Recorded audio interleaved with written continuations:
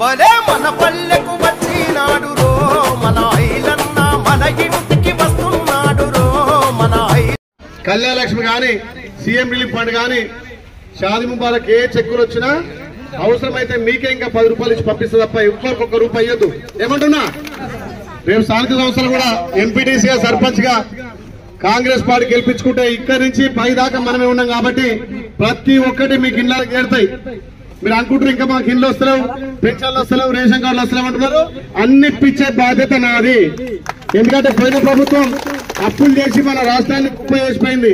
ఆ అప్పులు తీర్పుకుంటా ఒక్కొక్కటి చేసుకుంటూ వస్తున్నాం కాబట్టి అయ్యో ప్రభుత్వం వచ్చి 10 నెలల ఇంకా మాకు పెన్షన్ రాకపోయి ఇల్లు రాదు అనుకోకుని వస్తా. ఎవరికి ఇల్లు లేవో, ఎవరికి పెన్షన్ లేవో, ఎవరు రేషన్ కార్డు లేవో అవన్నీ ఇప్పించే బాధ్యత నాది.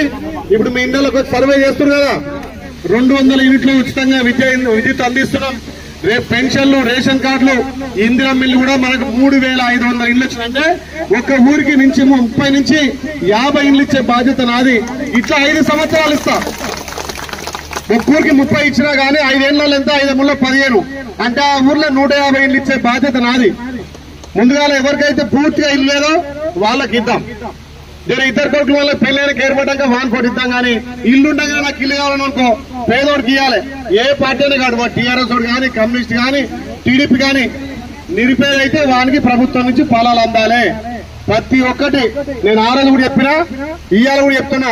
నేను మీ బిడ్డగా, నేను ఎమ్మెల్యే కాదు, మీకు మీ బిడ్డగా సేవ చేయడానికి వచ్చినా ఏ పనున్నా మన ప్రభుత్వం చేసుకొని ప్రభుత్వ పథకాలు ప్రతి ఒక్క పేదోడికి అందే విధంగా మనం ప్రయత్నం చేద్దాం.